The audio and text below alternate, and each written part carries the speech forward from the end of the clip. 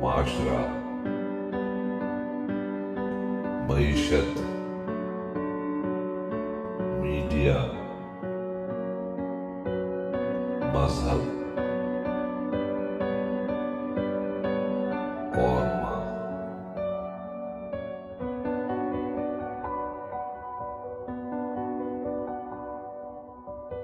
السلام علیکم۔ Channel M5 سے نسرین حسین پرویز اس پروگرام کی کنٹینیویشن میں جو قمر دلشاد کے لیے ہم نے کی اصلیت بتانے کے لیے اور عادل راجہ صاحب کی غلط فہمیاں دور کرنے کے لیے، تاکہ وہ یہ زہر جو ہے سب جگہ پھیلانے سے پہلے یہ سوچا کریں، تھوڑی سی تحقیق کیا کریں۔ دیکھیے، خود ISI کے لوگوں کو اس پہ سوچنا چاہیے کہ بہت سارے ان کی جو پینیٹریشنز ہیں سرکاری دفاتر میں، وہ پھر آگے نکل جاتے ہیں ان سے، اور وہ جس قسم کی کرپشن میں انوالو ہوتے ہیں تو وہ اکیلے اپنے اوپر نہیں لیتے سب کچھ۔ قمر دلشاد کا میں باقی لوگوں کو تو چھوڑ دیجئے کیا کیا ہوتا ہے۔ قمر دلشاد صاحب جو ہیں، انہوں نے کمپیوٹرائز ووٹر لسٹوں میں سارے ثبوت موجود ہیں۔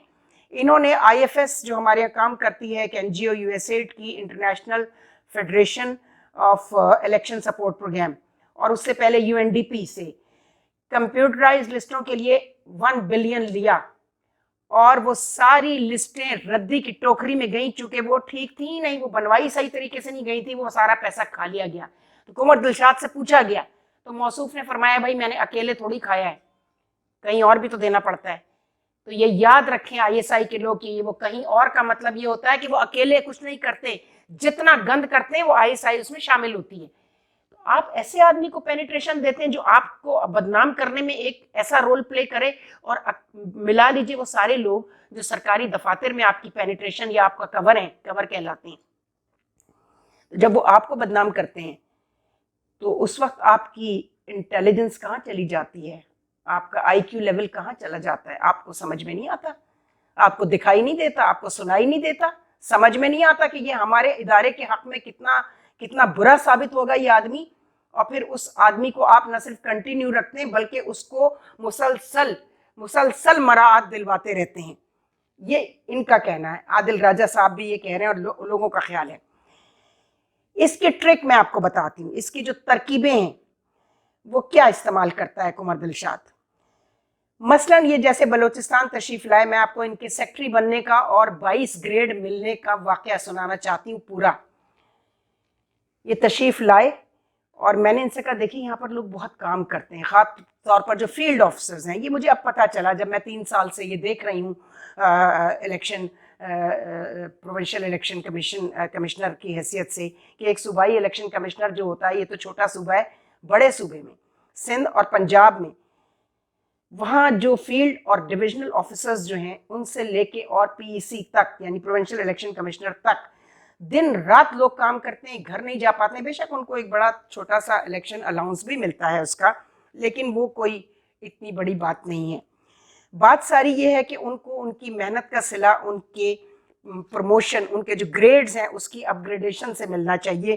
تو کم از کم چاروں پروونشل الیکشن کمشنر کا گریڈ 21 ہونا چاہیے، اور ہمارے پاس ایڈیشنل سیکٹری کی کوئی پوسٹ نہیں ہے۔ ایک ایڈیشنل سیکٹری کی پوسٹ کریٹ کروائی جائے، اور خود آپ، چونکہ ہمارے یہاں سیکٹری الیکشن کمیشن کی پوسٹ 21 کی ہوتی تھی 2004 تک، 2005 تک بھی، بلکہ یہ 2005 کا واقعہ میں آپ کو بتا رہی ہوں۔ تو کہنے لگے پھر اس کے لیے کیا ہو سکتا ہے؟ میں نے کہا جی یہ ہو سکتا ہے کہ اس وقت آپ ان کی بہت گڈ بکس میں ہیں، اور سب کو پتہ ہے کیوں ان کی گڈ بکس میں ہے، جسٹس ارشاد حسن کی آپ، تو آپ ان سے یہ کہیے کہ جناب یہ سیکٹری کی پوسٹ اپ گریڈ کر دیجئے۔ کہنے لگے مجھے تو 3 مہینے ہوئے گریڈ 21 ملے ہوئے۔ میں نے کہا وہ کوئی مسئلہ نہیں ہے، چونکہ پوسٹ اپ گریڈ ہو رہی ہے، آپ کا پروموشن بورڈ باقی سول سرونٹس کی طرح نہیں ہوتا۔ تو کہنے لگے کہ تو پھر اس میں کیا کرنا؟ میں نے کہا کچھ نہیں کرنا پڑے گا، آپ 22 میں ہو جائیں گے، آپ 21 کے لیے ایک پوسٹ منگوائیے، صرف ایک پوسٹ منگوانی پڑے گی آپ کو فائنینس سے، and that will be additional secretaries post, جو آپ کو یہاں پر سینئر جوائنٹ سیکٹریز ہیں جو بہت کام کرتے ہیں، ان کو آپ ایڈیشنل سیکٹری پروموٹ کروائیے یہاں پر اس پوسٹ کے تھرو جو آئے گی فائنینس سے، اور پھر اس طرح ایک پوری چین بن جائے گی، joint secretary, additional secretary and then secretary, اور وہی گریڈز کے حساب سے ہوگا۔ پلس جو فیلڈ آفیسرز ہوں گے، پروونشل الیکشن کمشنرز بھی 20 کے بجائے 21 میں ہوں گے۔ تو اس طرح یہ 4 پوسٹیں وہ اپ گریڈ ہو جائیں گی، ایک آپ کی پوسٹ اپ گریڈ ہو جائے گی۔ ان کو یہ ترکیب بہت پسند آئی اور یہ بڑے خوش گئے، اور 1 ہفتے بعد نوٹیفیکیشن پورے الیکشن کمیشن کے ہاتھ میں تھا۔ انہوں نے اپنا تو گریڈ 22 کروا لیا جسٹس ارشاد حسن سے، لیکن باقی سارا کچھ ویسا کا ویسا ہی رہا، بلکہ انہوں نے یہ اور فرعون ہو گئے اور انہوں نے خود کو فیڈرل سیکرٹری کہنا شروع کر دیا۔ فیڈرل سیکرٹری تو میں کہہ رہی ہوں، یہ فیڈرل سیکرٹری کہتے تھے اپنے آپ کو، ابھی بھی کہتے ہیں۔ تو جو آدمی اپنے عہدے کو پراپرلی ڈلیور نہ کر سکے، اس کو جس طرح کا ڈکٹیشن دے کے امریکن جرنلسٹ سے انٹرویو کرایا گیا، دیٹ واز ویری فنی، بہت مذاق خیز، چونکہ ان کی جو چھٹی کی اپلیکیشن انہوں نے جب آتے ہی الیکشن کمیشن میں دی تھی، تو وہ الیکشن کمیشن کے میوزیم میں رکھی ہوئی ہے۔ وہ اس قدر دردناک انگریزی تھی اس کی، اتنی پتھیٹک انگریزی تھی کہ آج کے دن تک جب الیکشن کمیشن میں آپ کسی سے کنور دلشاد کا نام لیں تو فوراً اس خط کا حوالہ دیا جاتا ہے، اس اپلیکیشن کا، چھٹی کی۔ ویسے میں آپ کو بتاؤں، ہمارے تمام سرکاری ملازمین جو ہیں وہ بک کیپنگ، جسے آپ بزنس کورسپونڈنس کہتے ہیں، اس کی تربیت نہیں دی جاتی، لہٰذا وہ بیچارے کلرکوں والی جو لینگویج ہوتی ہے چھٹی کی اپلیکیشن خاص طور پہ آئی بیک ٹو اسٹیٹ سے شروع ہوتی ہے اور بعد میں یورس اوبیڈینٹ سرونٹ پہ وہ ختم ہوتی ہے، اور وہ یہی ہوتی ہے: بچہ بیمار ہے، بیوی کے یہاں زچگی ہوئی ہے، میں بیمار پڑ گیا تھا، اماں بیمار تھیں، چھٹی دے دیں۔ اور وہ اسی طرح کا مضمون بڑا مذاق خیز انگریزی میں لکھا جاتا ہے۔ اسی لیے ضیاء الحق صاحب کے دور میں ایک کیبنٹ ڈویژن نے ایک سرکولر نکالا تھا، اور اس کے بعد چیف جسٹس ظہیر جمالی صاحب نے بھی کہا کہ جی اردو کو سرکاری زبان کی حیثیت حاصل ہے، اس کو قومی زبان ہے یہ، تو اردو میں خط و کتابت کی جائے۔ وہ اسی مذاق خیزی سے متاثر ہو کر یہ بات 2 دفعہ ہو چکی ہے کہ اتنا شرمانے کی ضرورت نہیں ہے، ہماری زبان نہیں ہے انگریزی، اس پر شرمانے کی ضرورت نہیں ہے، اردو میں کریں کورسپونڈنس، اچھی اردو لکھنا سیکھ لیں۔ ان کی تو اردو کا یہ حال ہے کہ انہوں نے مجھ سے ایک دفعہ کہا: بھائی آپ کو پتا ہے کہ مخدرہ نے میری کتاب چھاپی ہے؟ میں نے کہا مخدرہ کون ہے؟ میں سمجھی کوئی خاتون ہوں گی، کوئی پبلشر ہوں گی جنہوں نے ان کی کتاب چھاپی ہوگی۔ تو موصوف جو ہے وہ مقتدرہ کو مخدرہ کہہ رہے تھے۔ اس سے مجھے اندازہ ہوا کہ کتنی زبردست اردو لکھتے ہوں گے۔ انگریزی کو تو معاف کیا جا سکتا ہے، انگریزی پر میں کبھی آبجیکشن نہیں کرتی کسی کی۔ تو یہ صورتحال موصوف کی ہوئی۔ اب سنیے کہ ارشاد حسن صاحب کے ساتھ یہ کیا کیا کام دکھایا انہوں نے۔ یو این ڈی پی کے سیمینارز اور ان کی کانفرنسز وہ باہر جو ہوتی تھی تو وہ الیکشن کمیشن سے پارٹیسپینٹس جاتے تھے۔ انہوں نے جسٹس ارشاد حسن صاحب کی بیگم جو بیمار تھیں ان کی نرس کو بھی سیمینار کا پارٹیسپینٹ ڈکلیئر کروایا اور لنڈن لے گئے سرکار کے یو این ڈی پی کے خرچے پر، اور ان کی بیگم کو اور ان کی ملازمہ یا نرس آپ جو بھی کہہ لیں اس کو، جو ان کی اٹینڈنٹ تھی، اس کو، وہ تھی پارٹیسپینٹ۔ یہی ڈوگر کے دنوں میں ڈوگر کی پوری فیملی میں نے دیکھا، میں بلوچستان میں تھی اس وقت، اور یہ کھینچا تانی میں لگے ہوئے تھے۔ ایک چودھری قمر الزمان ہوتا تھا، مرحوم ہو گیا، لیکن اللہ معافی دے، وہ اس کی حرکتیں بھی میں جو الیکشن کمیشن کا وائٹ پیپر لکھ رہی ہوں کہ یہاں کس طرح کے لوگوں کی بھرتیاں ہوئیں، اور اب سکندر سلطان جن لوگوں کو لے کر آیا یہ سمجھ کے کہ یہ بڑے ٹھیک ٹھاک لوگ میں لے کر آ گیا ہوں، سارے ریٹائرڈ سول سرونٹ جو اس کے ساتھ کام کرتے تھے جہاں یہ پرانے دفتروں میں کام کرتا تھا، یہ ان کو ساتھ لے کر آ گیا ہے، اور یہ سمجھ رہا ہے کہ الیکشن کمیشن اس نے بالکل ٹھیک کر دیا ہے۔ اس نے الیکشن کمیشن کا وہ حال کیا جو کسی نے نہیں کیا تھا۔ تو جناب عالی، یہ عادل راجہ صاحب، میں آپ کو پورے وثوق سے کہتی ہوں کہ سکندر سلطان نے چیف منسٹر پنجاب کا ایڈوائزر اس شخص کو لگایا، یہ اس طرح کی، یہ الیکشن کمیشن میں ہر چیف الیکشن کمشنر کو یہی کہا کرتا تھا کہ جناب آپ کہیں میں آپ کا کیا کام کرا دوں وہاں پنڈی والوں سے کہہ کے، ہر ایک کو اس نے یہی، ہر منسٹر کے ساتھ اس کا یہی سلسلہ تھا۔ اس لیے پورا آپ نے جیسا کہا بالکل ٹھیک کہا، پورا میڈیا اس کو جانتا ہے، پورا جو ہے وہ پولیٹیکل جو آپ کی ایلیٹ ہے وہ سب اس کو جانتے ہیں کہ یہ کون ہے اور اس کی قابلیت کیا ہے۔ لیکن اس میڈیا کو آپ کیا کہیں گے جو اس کو بلا کر بٹھا لیتے ہیں؟ اب اس کا وہ کارنامہ بھی سن لیجئے۔ میڈیا اس کو کوسچنز دیتا ہے، چینلز، کہ جی کنور دلشاد صاحب آج ہم آپ سے یہ کوسچن پوچھیں گے۔ یہ فوراً ایک بیچارے ایک ضرورت مند ایک صاحب ہیں، وہاں پر میں ان کا نام نہیں لوں گی، سفید پوش ہیں ہماری طرح کے، ٹیکنیکلی بڑے ساؤنڈ انسان ہیں، انہوں نے یو این ڈی پی میں بھی کام کیا، شاید آج کے دن تک کر رہے ہیں، بہت بوڑھے ہو چکے ہوں گے اب تو، کیونکہ ہم خود اتنے بوڑھے ہو چکے ہیں قبر میں پاؤں لٹک رہے ہیں۔ یہ ان کو صبح ایک لفافہ بھجواتے ہیں چھوٹا سا، اور وہ ان کو کوشچنس کے جواب لکھ کے کون سا آرٹیکل، کون سا کانسٹیٹیوشن کا آرٹیکل، کون سا الیکشن لاز، کون سارا جو ہے نا پورا تام جھام جتنی آپ کو اس کی نظر آتی ہے، یہ ان کی مرہونی محنت ہے. کسی دن ذرا ایکسٹمپور تو کوئی چینل اس سے کوئی بات کر کے دیکھے، اس دن اصلیت پتہ چل جائے گی. اس شخص نے میرے خلاف جتنی رپورٹا رپاٹی کرائی، اور یہاں کا ایک سیکٹر انچارج، میں نے آپ کو پچھلے کلپ میں بتایا تھا، اس کا نام تھا انوار الہدا. اس نے اپنے بارے میں یہ پروپیگنڈا کرایا ہوا تھا، اوپر خدا ہے اور نیچے خدا ہے، یعنی لوگ اس سے اتنا ڈریں. اس نے بھی یہی کیا ہوا تھا. پورے الیکشن کمیشن اس سے اس لیے ڈرتا تھا کہ اس نے کہا تھا میں پنڈی سے کہہ کے جو چاہے جس کا جو چاہے ستیہ ناسا لگوا سکتا ہوں، اس لیے لوگ اس سے ڈرتے تھے. انوار الہدا نے یہی کام کیا ہوا تھا، اور وہ پیپلز پارٹی اور ایم کیو ایم کے درمیان کوآرڈینیٹر کا رول پلے کر رہا تھا. بہت غلاظتیں ہیں اس میں، بہت ساری ایسی گفتگو ہے جو میں نہیں کرنا چاہتی، چونکہ اس کو اللہ کی طرف سے جب میں نے ثبوتوں کے ساتھ اس کے خط پکڑ لیے کہ یہ رپورٹ کہاں سے آئی، قمر دلشاد نے اس کو کیا لکھا اور کہا اس طرح اس کا کیس بناؤ، تو میں نے انوار الہدا سے کہا بچو تم جو یہ ساری دنیا کو کہتے ہو نا کہ اوپر خدا ہے اور نیچے خدا ہے، یہ تمہیں میں بتاؤں گی. تمہیں ابھی بتاؤں گی کہ خدا ہے کون. اگر نہ بتایا تو میں سمجھوں گی میں خدا کو نہیں جانتی. میں اپنے خدا سے جب میں بات کرتی ہوں تو مجھے اس کا جواب بھی آتا ہے، اور مجھے جواب آ چکا تھا. میں نے راحیل شریف صاحب کو بھی آزمانے کے لیے خط لکھا کہ یہ آپ کا سیکٹر انچارج یہ حرکتیں کر رہا ہے، کیا آپ لوگ یہ کام کرنے کے لیے یہ ڈیوٹیز ہیں آپ کی.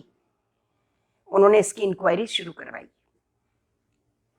اور جب وہ انکوائری شروع ہوئی تو 1 مہینہ بھی شاید نہیں گزرا تھا. میرے پاس آتے تھے آئے سارے کہ 2-3 انسپیکٹرز آ کے ساری رپورٹ لیتے تھے کہ اور کیا کیا یہ کرتا رہا ہے اور کس کے کہنے سے کرتا رہا ہے.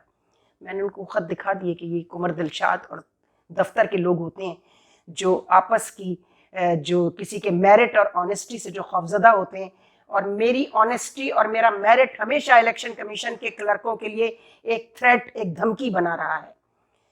چونکہ اور تو میرے پاس کچھ نہیں تھا دھمکانے کے لیے، میرا میرٹ تھا، آنیسٹی تھی، اور بس اور کچھ بھی نہیں تھا. تو میں نے اس کو کہا تمہارا جو D G I S I تھا نا جنرل جاوید اشرف قاضی، اس کے اسٹاف آفیسر کے تھرو بھی یہ کام کرانے کی سب سے پہلے کوشش کی گئی تھی. عبداللہ شاہ سے سب سے پہلے خط لکھوایا گیا تھا جا کے، اور اس کا نتیجہ کیا ہوا، وہ بی بی کے قریب رہ کر چیف بننا چاہتا تھا. اور میں نے اس کو کہا تھا میں اب میں اپنے خدا کو آزماؤں گی کہ تو بنتا ہے چیف کہ نہیں بنتا ہے، کیسے بنے گا میں بھی دیکھوں گی، پھر میں سمجھوں گی میں خدا کو نہیں جانتی. تو انوار الہدا کے ساتھ وہ ہوا کہ اللہ کسی دشمن کے ساتھ نہ کرے، کسی صاحب اولاد کے ساتھ نہ کرے. تو میں نے میسج کرایا راحیل شریف صاحب کو کہ یا شاید اس وقت وہ جا چکے ہوئے تھے، جو بھی تھا ان کی جگہ، میں تو نہیں ذاتی طور پہ نہیں جانتی تھی، ان کا جو او ایم جی آفس جو تھا وہ ڈیل کر رہا تھا اس کو.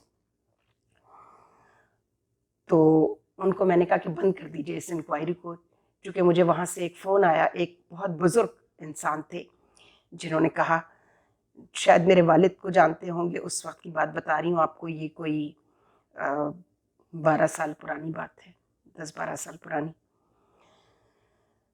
تو انہوں نے کہا کہ وہ صرف پنجابی بولتے تھے یا انگریزی بولتے تھے، اردو نہیں بولتے تھے. تو انہوں نے مجھے کہا کہ اے سزا جری اللہ بادشاہ نے انہوں دیتی ہے انوار الہدا نو، اے تو نہ تے راحیل شریف تے نہ عدالت تے نہ کوئی بھی نہیں دے سکتا سی، یہ اللہ بادشاہ ہی دے سکتا سی. میں نے کہا کیا ہوا ہے؟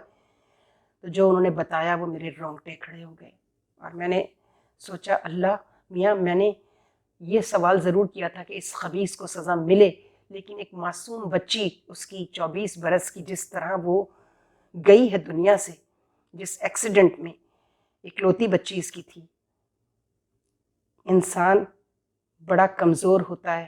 انوار الہدا صاحب اور قمر دلشاد صاحب اور جو بھی لوگ ہیں، سکندر سلطان کی تو شامت اس کے سر پر کھڑی ہوئی ہے لیکن اس کو نظر نہیں آ رہی.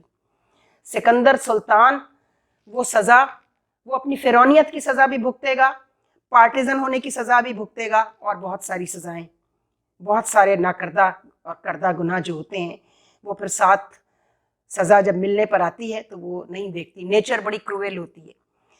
تو یہ گندگی آئی ایس آئی کو بدنام کرنے کی یہ موو ہے سکندر سلطان صاحب کی طرف سے. انہوں نے رکھوایا، ان کو پتا ہے کہ یہ تو مشہور ہے، بدنام ہے، کہ یہ آئی ایس آئی کا ٹاؤٹ ہے، مجھ پہ کون شک کرے گا.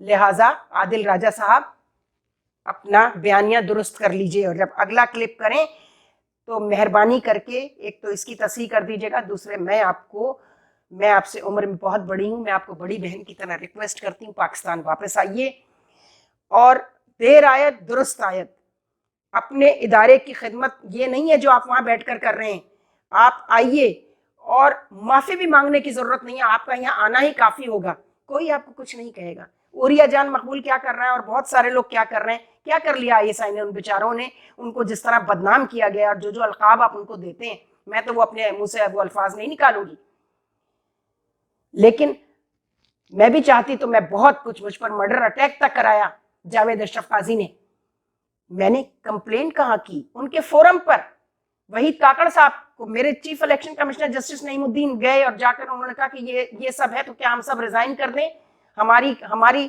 جان مال کچھ محفوظ نہیں ہے، ہماری نوکریاں محفوظ نہیں ہیں اگر اس طرح ہمارے آفیسرز کی کہ وہ جعلی ووٹوں کی بھرتیاں نہ کریں پیپلز پارٹی کی تو ان کے ساتھ ان پر مرڈر اٹیک کرا دیا جائے۔ جناب علی، ہم نے ان کی کمپلین کی، اس کمپلین کا اثر ہوا، اور وحید کاکڑ صاحب نے، میں ان کو سلیوٹ کرتی ہوں، میں نے ویسا سولجر نہیں دیکھا، انہوں نے مشورے کیے اپنے لوگوں سے، اپنی رجیم میں، اور کہا کہ کیا یہ آدمی اس لائق ہے کہ یہ تمہارا چیف بنے، جو نہتی سرکاری ملازم پر مرڈر اٹیک کرا سکتا ہے پیپلز پارٹی کے لوگوں کے کہنے سے۔ تو کیا ہوا، وہ نہیں بن سکے، ایڑی چوٹی کا زور لگانے کے باوجود بے نظیر کے وہ نہیں بن سکے چیف۔ تو یہ یاد رکھیں سکندر سلطان صاحب، آپ اگر اپنی اسی ہٹ دھرمی پر قائم رہے، ٹھیک ہے، میں اس بات پہ اگری کرتی ہوں کہ اس ملک میں الیکشن اس طریقے سے نہیں ہونے چاہیے، میں 4-5 کلپس کر چکی ہوں، یہ پیسے کا ضیاع ہے، اور یہ ضیاع جو ہے یہ ہمارے پاکٹ سے، ہمارے ٹیکس سے جاتا ہے یہ پیسہ۔ جس کو الیکشن کمیشن سے شکایت ہے وہ لکھ کر دے کہ اسے یہ شکایت ہے، لکھ کر دے، عدالت کے اندر لکھ کر دے۔ دوسری بات، اگر ان کو الیکشن کا اتنا شوق ہو رہا ہے عمران خان صاحب کو، تو ان کے تو چاہنے والوں سے پوری دنیا، بقول ان کے اوورسیز پاکستانی سے لے کے یہاں تک وہ ایک اشارہ کریں تو پتہ نہیں کتنا پیسہ آ جائے گا، تو وہ اس سے اپنا الیکشن کروا لیں۔ اگر ان کے چاہنے والے جو ہیں اوورسیز پاکستانیز وہ اتنے ہی محب وطن ہیں، میں ان کو محب وطن طنز سے نہیں کہہ رہی، مجھے معلوم ہے وہ محب وطن ہیں، لیکن ان کا پیسہ صحیح کام پہ خرچ کیوں نہیں کرا سکتے تم عمران خان؟ اس وقت جو خزانے کو دقت پیش آ رہی ہے، جو معاشی حالات ہیں، اس میں 2 لوگ ذمہ دار ہیں، وہ لوٹا ہوا پیسہ زرداری، نواز شریف اور سول بیوروکریسی کا، وہ واپس آئے، وہ ہوگی قوم کی اصل خدمت، وہ خزانے میں ڈالا جائے، اور دوسری خدمت عمران خان جو آپ کریں گے وہ یہ کریں گے کہ آپ اوورسیز پاکستانیز کو ایک کال دیں کہ اس وقت میرے ملک پر برا وقت ہے، تو آؤ، بلینز آف ڈالرز آ جائیں گے، آپ کے ایک اشارے پر آ جائیں گے، تو وہ اشارہ کسی رائٹ سمت میں ہونا چاہیے، صحیح سمت میں ہونا چاہیے کہ نہیں؟ اس سے جو لوگوں کا حال ہو رہا ہے، جو اس وقت ہم جس مصیبت سے، جس ٹرموائل سے، جس اکنامک ٹرموائل سے پاکستان گزر رہا ہے، باتیں تو آپ بہت کرتے ہیں تقریروں میں، جلسوں میں، کہ جی گزر رہا ہے، ہم دیوالیہ ہو رہے ہیں، تو بچاؤ نہ دیوالیہ ہونے سے، اپنا رول پلے کرو۔ تم نے اس ملک کا نمک کھایا ہے، اس ملک نے تمہیں بہت عزت دی ہے، پرائم منسٹر تک بنا دیا تمہیں، تو تم اس کے ساتھ کیا کر رہے ہو؟ سوشل میڈیا پہ تم نے اپنی ٹیمیں بٹھائی ہیں، تم نے اور مریم نواز نے۔ مریم نواز اپنے ابا سے کیوں نہیں کہتی کہ لوٹا ہوا پیسہ واپس لے کر آؤ؟ بلاول زرداری اپنے ابا سے کیوں نہیں کہتے کہ لوٹا ہوا پیسہ واپس لے کر آؤ؟ سب کو معلوم ہے کہ محسن نقوی زرداری کا بچہ کہلاتا ہے، بیٹا کہلاتا ہے، تو محسن نقوی جو ہے اس کا مطلب ہے کہ ہر برے کام کے لیے زرداری اور میاں نواز شریف صاحب نے ہاتھ ملائے ہیں، اور سکندر صاحب نے اس کو ایڈوائزر لگوا دیا چیف منسٹر کا، کنور دلشاد کو۔ اب اس میں ISI کہاں سے آ گئی؟ اس میں ISI کہاں سے آ گئی عادل راجہ صاحب؟ چونکہ وہ بدنام ہے، اس کی بدنامی کا فائدہ اٹھا کر یہ کام دکھایا گیا ہے۔ مہربانی کریں اپنی تصحیح کر لیں، اور آپ تشریف لائیے پاکستان، اور صحیح راستے پر آئیے، ملک کی خدمت کیجیے۔ اگر آپ کے پاس کوئی اچھی تجاویز ہیں وہ دیجیے، میں آپ کو لکھ کر دیتی ہوں، پتہ نہیں کیوں میرا ایمان ہے، میرا یقین ہے، مجھے انٹیوشن ہے کہ آپ کو کچھ بھی نہیں کہا جائے گا، صرف آپ خود اپنے منہ سے بتائیں گے کہ ہاں میں پرسنل ہو گیا تھا، میں نے اپنی ذاتی تکلیف کو کیش کیا، شہرت آپ کو مل گئی، سارا کچھ۔ اور حیدر مہدی تو آپ سے بھی گئے گزرے نکلے، وہ تو ایک بے وقوف انسان ہے، ان کے لیے کہا گیا وہ MI6 کے پیرول پر ہیں. میں نے ان کو ڈیفینڈ کیا اس لیے کیا مجھے معلوم ہے نہیں ہے. جو آدمی MI6 کے پیرول پر ہوگا وہ وہاں اوبر چلائے گا, کینیڈا میں ٹیکسی چلاتا پھرے گا. اب امیر ہو گئے ہیں تو اور بات ہے, جب یوٹیوبر سارے امیر ہو گئے, کروڑ پتی ہو گئے میں نے سنا ہے. تو جناب عالی کوئی عقل کے ہوش کے ناخن لیجیے عادل راجہ صاحب. اگر آپ نے کوئی تجزیہ کسی کام کا کرنا ہے تو اس میں مکمل تحقیق میں جائیے, لیکن چونکہ آپ نے ایک ذاتی دشمنی پال لی ہے ISI کے ساتھ, لہٰذا آپ جو چاہتے ہیں وہ جو جس طرح کا الزام چاہتے ہیں ISI پہ لگا دیتے ہیں. اس سے باز آ جائیے. یہ میری آپ کو ایک نصیحت ہے ایک بڑی بہن کی طرح کہ آپ پاکستان آئیے. کوئی بھی انسان اندر سے مکمل طور پہ نہ تو برا ہوتا ہے نہ مکمل طور پہ اچھا ہوتا ہے. اگر آپ کی یہ کمزوری اور آپ کی یہ برائی آپ کو پاکستان میں 2-4 مہینے اور آپ کو ملے گی تھوڑی بہت شہرت, اس کے بعد لوگ جان جائیں گے کہ آپ, کیونکہ جب آپ کے جھوٹ کھلنے شروع ہو گئے, دیکھیں نا آپ کے جھوٹ کو کھولنے کے لیے بھی تو لوگ بیٹھے ہوئے ہیں نا. یا جھوٹ ہے یا آپ تک انفارمیشن غلط پہنچتی ہے, یا آپ کے اندر اتنی آپ کے اپر چیمبر میں اتنا جو ہے وہ سینس آف انالیسس نہیں ہے کہ آپ دیکھیں کہ ایک آدمی جو ISI کی وجہ سے بدنام ہے اس کی بدنامی کو کیش کون کر رہا ہے. الیکشن کمیشن کا سیکٹری اور الیکشن کمیشن کا چیف, اس کی پوری جو وہ 100 آدمی لے کر آیا ہے وہ سارے اسی کام پر لگے ہوئے ہیں. تو میں تو جنرل عاصم منیر صاحب کو ایک بات ہی کہوں گی کہ اگر آپ نے خود کو نیوٹرل کر لیا ہے, واقعی کر لیا ہے, نظر آ رہا ہے, تو ذرا الیکشن کمیشن کو بھی لگام ڈالیں اور ان سے کہیں کہ اپنے برے کام جو ہے نا وہ ہمارے کھاتے میں مت ڈلوائیے, بڑی مہربانی ہوگی. میں تو کہتی ہوں اس الیکشن کمیشن کو گرا دینا چاہیے, اس کی ری اسٹرکچرنگ کی ضرورت ہے. ہر ایک کی زبان پر اب اس الیکشن کمیشن کی ہر قسم کی ضلالت کے چرچے ہیں. تو آپ مہربانی کیجئے. اب میں یہ بات اگر حکومت سے کہوں تو بیکار بات ہوگی نا, چونکہ حکومت کے تو بغل بچہ ہیں, حکومت کے لیے تو کام کر رہے ہیں, وہ ہمیشہ کرتے رہے ہیں. تو اس حکومت سے مراد ہے اس پارٹی کے لیے, مسلم لیگ نون کی پارٹی کے لیے. تو یہ جو سکندر سلطان صاحب کی حرکت ہے اس کو ISI کے کھاتے میں مت ڈالیے. عادل راجہ صاحب, خدا حافظ. افسانۂ ہستی ہم اپنے آقا کو سنائے جاتے ہیں. افسانۂ ہستی ہم اپنے آقا کو سنائے جاتے ہیں. امید لگا